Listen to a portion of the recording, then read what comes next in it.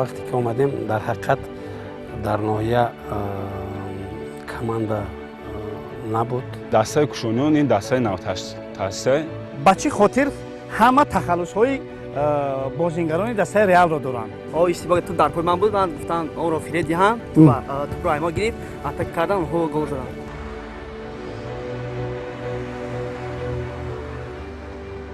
کوشانیان یکی از ناحیه‌های کلانترین ولایت ختلان محسوب می‌یابد.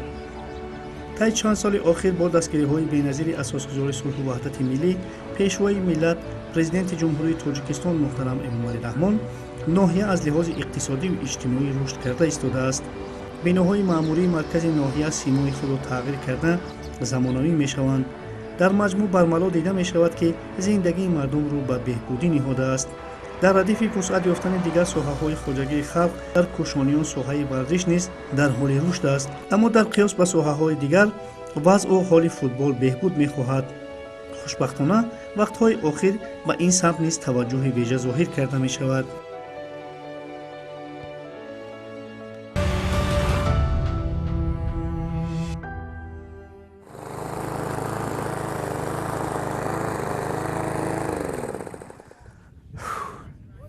درآویدن علف ورزشگاه کاری سنگین بوده است و چون ما زمان به تمرینگاه دسته کوشانیان ناحیه کوشانیان آمدیم، اینجا متصدیان ورزشگاه را برای بازی فرداینه آماده میکردند.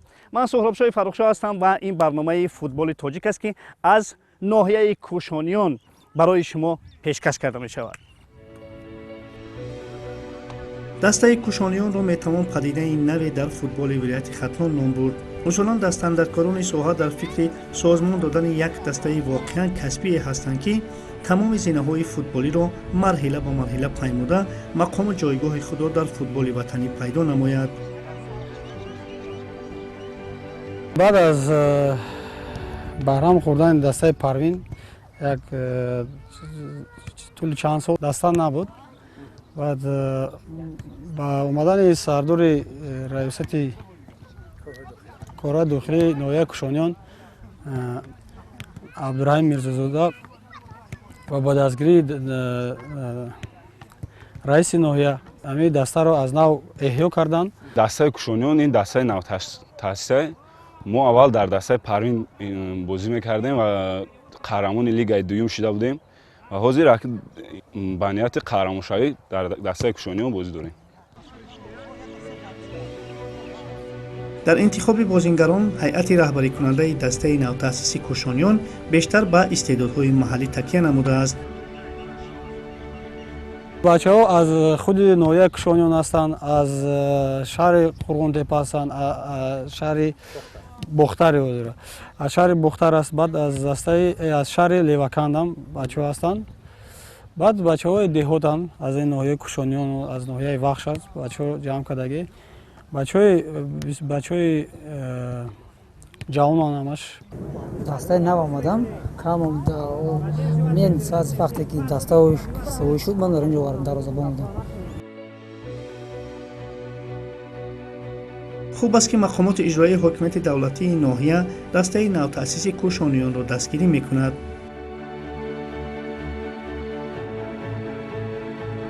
با مقصد رشد فوتبال دسته ناحیه کوشانیان تأسیس داده شد که بین دسته های لیگ دوم شهرنامه ولایت ختلان امسال شرکت می‌ورزد و این چنین ورزشگاه مرکزی نیز مرحله به مرحله از تعمیر برآورده شده ایستاده است و ورزشگران با استعداد از دهه و محله ها جماعت های شهرک و دهات به دسته نوتأسیس شامل شده ایستادند و باوری داریم که در آینده فوتبال باز هم در ناحیه کوشانیان رشد و انکشاف می‌یابد.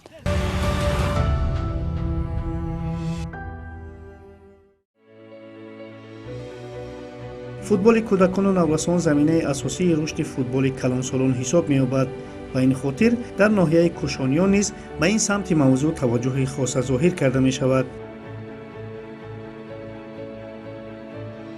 در این گوشه دسته پروین که در مسابقات مختلف اشتراک میکنن مشق کرده ایستادن. به حال حاضر من کوشش میکنم که با بچه ها هم اندک مشق و تمرین کنم. بچه ها من میخواهم با شما در اینجا مشق کنم.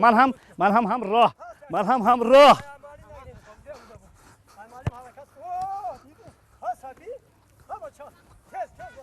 هوپا آها خوب معلم خوش میکنم خوش میکنم در اینجا شما چند نفر با همین تخلص‌هایشون گفتید یکی ایسکو و دیگری ایسکو کی است انا اسرائیل جون اسرائیل جان بیا کن از من بیا چرا این تخلص ایسکو دارد باید بازیدم با مونا دارم بازی میکنن همین صنف 4 5 ایسکو گفتن رفتن دیگه هم خیلی شد چند سال شد مشق میکنی اسرائیل 3 سال شده خیلی کدام خصلت های هم ایسکو را دارد که ایسکو میگن توپا بسیار میقپا تو نزنش اگر پاس نمیده یعنی توپ رو بسیار نگه داشتن فکر میکنم اندک ضرر هم دارد وقتی میشه که باید پاس دادن در کور مثلا بازی را پیش بردن در کور گل زدن در کور که پاس نداد با کدامی از بچه‌ها تخلص ها دارند کیا که بو بنزیما یه کریم نوندورا بنزیما بیا کریم اینجا اصلا همون گروه هست که همه بچه‌ها با اصطلاح وای دارن انا تخلص‌های خود را دارن ایسکو بنزیما اما سامرود من نمیفهمم بچه خاطر همه تخلص‌های بازیگران دسته ریال را دارن ما این خدم طرف بارسلونا بود شاگردم طرف ریال گذاشتگی خام بازیگرا را که ناز میبینن حرکت میکنن با مانند همون مثلا انا بازی کنن کریم چند سال شد که مشق میکنی من 3 4 سال شده است بازی میکنم کریم جان در یگان مسابقه اشتراک کرده ای مسابقه بله یاد تو در کجا نوحیه کشونیون در همین خود نوحیه در کدام موقع میدان بازی میکنی تو در موقع زشینی محافظتگر وقتی هجوم کنن زونه هایت نمیلرزد حریفان نه چرا همین بنزیما رو تخلص گرفتین برای که اون با من خیلی مقبول است بازی های او با من خیلی مقبول است من میخوام مثل کریم بنزیما بازیگر شوم اما کریم بنزیما ببینید که وای هجوم کننده است شما محافظتگر چخل عیب معلم عیب معلم خوب آینده کجا بازی کردن میخوای آینده خواهم در دسته بازی کنم بسیار خوب سلامت باشید تشکر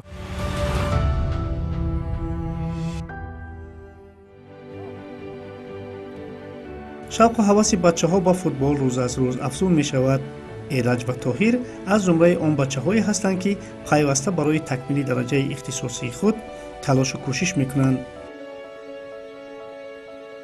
ایرج و طاهر اینها دو نفر نیم محافظتگران دسته هستند که یکی از جانب چپ و دیگری از جانب راست بازی می‌کنند. تو از جانب چپ یا راست؟ چپ. تو از جانب راست. ایرج جان همین یک دیگر فهمی هاتون در میدان چه خیلی است؟ خیلی خوب از ایمون نمیفهمیم خیلی کوشش میکنیم که یک دیگر فهمی کنیم در بازی. یگان بازی بود که من همین با قول بگم که با همین اشتباهی بزرگ شما گل شده است. کدام بازی بود؟ خطلون همون حادثه را نقل کردن میتونین؟ عیبی کی شد؟ عیبی تو شد یا عیبی تو؟ عیب من. خب چه خیلی شد؟ وقتی حریف هجوم کرد اشتباه کردی؟ اشتباه تو در پای من بود من گفتم اون رو فریدی هم تو رو ما گرفت اتاک کردم و گل زدم. تو در کجا بودی همین وقت؟ همین وقت من در پیش بودم. نه پدشی بودم. خوب همین سرمربی با شما همون توصیه ها رو میدهد که فرضاً مثلا حملگران اگر با پیش تمام باید آنها را البته موقع آنها را پر کنید. خوب همین خیلی هست؟ همین خیلی. بود میگوید که دیگر این اشتباه رو نکنید. در بازی دیگر این اشتباه رو نکنید. هر جای خودش تو جایی که من میدونم در هیئت دسته 16 ساله‌های کشور بازی میکردید. کوشش میکنم که باید برگرد با همون زبان 16 ساله فعلا و خیلی تنوعی ناز میکنم. با همون همدستای خودم خیلی دوستی میکردیم و بازیمون خیلی خوب میرفته و چی سبب بود که نمیدونم با فکرم بازی من با آنها مخفون نشید و جواب من دادن باز گفتن که دفعه دیگه خوب تنوع کنه راش کن با فرام میکنیم باز میگردم با اون دسته. بسیار نیت نیک. خوب فکر میکنم که الان یک میدان کلانو تو بازی میکنی و دیگر بارا مشق‌های تقویت میوان و تو رو با هیئت اون دسته البته دعوت میکنن. خوب ایرج جان تو را در یکم جا دعوت نکردن هنوز؟ یکم سال است که مشق میکنی. در صنف چندم میخونی؟ صنف 11. مشق و تمرین هایت با درس هایت خلل نمیرسونه؟ نه.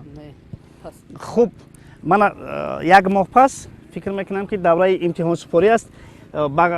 کجا حجت رو سپاریدی؟ طبق کوتای پرزیدنتی. طبق کوتای پرزیدنتی با کدام مکتب؟ با شهر دوشنبه. ما با دانشگاه سیمامی رحیموف. یعنی میخواهی که همین رشته ورزش ادامه بدهی؟ یعنی فوتبال بازی را ادامه میدهی؟ بله. بسیار خوب.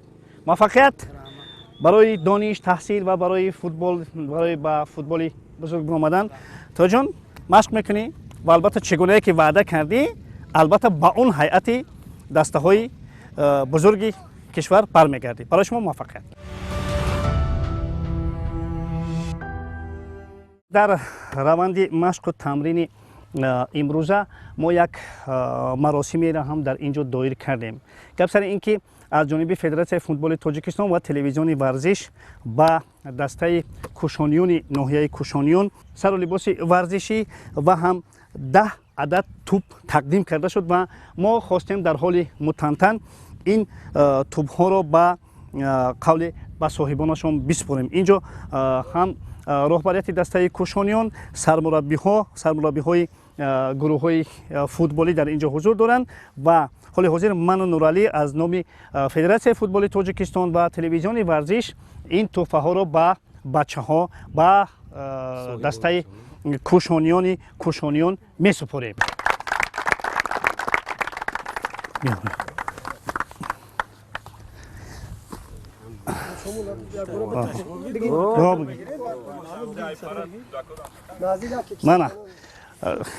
мо албатта ин тӯбҳоро ба он умеде месупорем ки аз мавсими оянд дастаи Кушониёнро дар лигаи якум бубинем. ман фикр мекунам ки чун бачаҳо ин гуна тӯҳфаҳоро қабул мекунанд албатта азму иродаашон боз қавитар мешавад. ҳоли ҳозир агар як кафку бикунанд ман мефаҳмам ки воқеан азму ирода доранд ё на.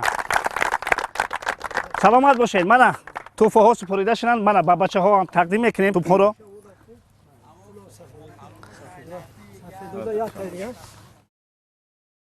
ташаккур ба Федератсияи футбол ва телевизиони варзиш ки имрӯз ба ноҳияи Кушониён омаданд ва ба бачаҳо сари либоси варзишӣ ба 10 дона туп тӯҳфа карданд. мо аз роҳбарияти Федератсияи футбол хеле миннатдорем ки барои бачаҳо ки дар ташнаи туп буданд ки тупа бисёртар мисол бо туп машғул шаванд ва дар оянда ҳаракат мекунем ки аз бачаҳои бозингарои беҳтарин барои дастаи худи Кушониён ва вилояти Хатлон ва ҷумҳурии Тоҷикистон барои дарсаҳои якачини Тоҷикистон мо бозингар тайёр кунем ва дастаи Кушониёнро дар лигаи якум мебинем аз мавсимиёне. ҳаракат мекунем он насиб. барои мо чанд сол буд ин даста набуд. ҳозир нав бачаҳои ҷавонро ҷамъ кардагем. аз нав ҳамаро барқарор кардем. ҳаракат мекунем ки дар соли оянда дар лига якум баромад кунем. умедворем.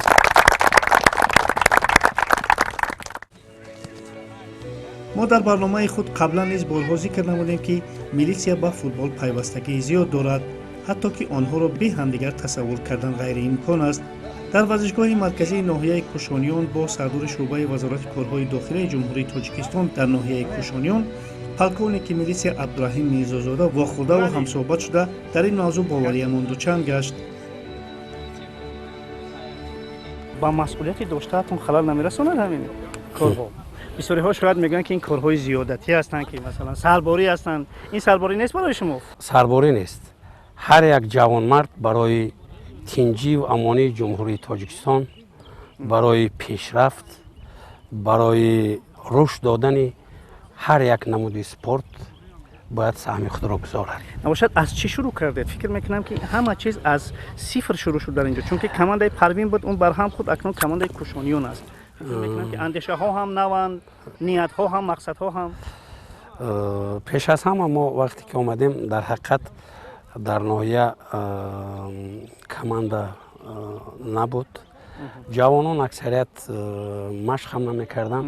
неки хушбахтиовар аст ки дар муддати 4 моҳ дар ноҳия зиёда аз 5 то майдончаҳои хурди варзишӣ дар маркази ноҳия аз тарафи шахсоне ки онҳо сиёсати имрӯзаи роҳбарияти давлатро дастгирӣ мекунанд, пешвои миллатро ва умуман барои тинҷиву амонӣ сам мегузоранд, бунёд карда шуд ва мо ҳам пеш аз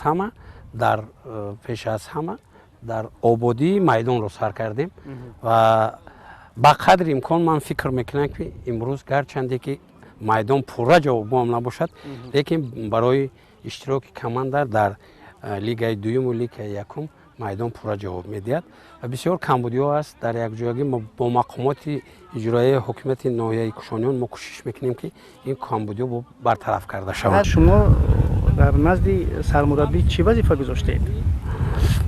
лигаи якум ё ин ки мақсад як чиз аст, ко ҳар як кас мақсад кӯшиш мекунад ки сол аз сол боло равад. мо мақсади умуман командаи пештар Парвин ки буд дар лигаи якум баромад мекард, аз сабаби нарасидани маблағ барҳам хӯрда буд. Мо гумон доштем ки ҷои вайро иваз мекунем, дар лигаи якум баромад мекунем, лекин баъзе мутобиқи регламент дуруст наомад ва аллакай як бозӣ мо гузарондем дар ноҳияи Шартуз бо Чашмаи Шартуз. Бозӣ мусовӣ анҷом ёфт ва муқовиматҳои дигар дар пеш аст. Гумон ҳаст ки команда он мақсаде ки дар пеш гузошта шудааст амалӣ мешавад. қаблан худатон футбол бозӣ мекардед? ман дар ёшӣ дар ягон командае ки чӣ бошад машқ накардам, лекин ҳангоми донишҷӯӣ дастаи якачини он вақт институти педагогики ба номи Тарас Григорьевич Шевченко буд. Дар командаи якачини ҳамин институт ҳамчун дарвозабон ҳам бозингар фаъол.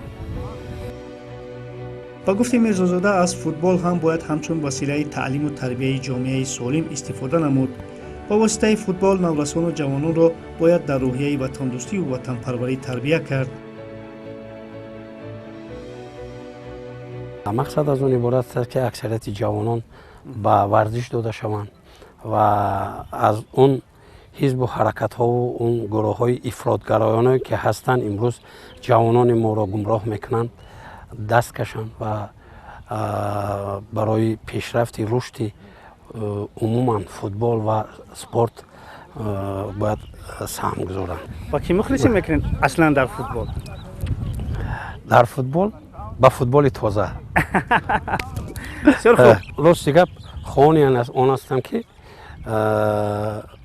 فوتبال تاجیک از این هم زیاد دیده رشد یابد و ما و شما همه وقت در بازی کماند یکنی چین جمهوری تاجیکستان و اون کماندهایی که از ما در جام ها اشتراک میکنند دائما شمین شبکمون در هوا باشد از خرسندی و خونی اون دوری از مظفریت ها. نیت این یک نیمی دولت گفتند ما هم باوری هست ما هم به همین نیت های شما همراه میشویم و امیدوار هستیم که هم دسته کوشانیان و هم دسته عموما دسته های تاجیکستان در همه مسابقات بزرگ موفق شوند. با شما تشکر زیاد برای تشریف آوردن به این ناحیه و تقدیم کردن تحفه ها به این جوانان. باوری است که بعد تشریف شما با فوتبال در اینجا باز هم رشد می‌یابد. امیدواریم. سلامت باشید. سلامت باشید.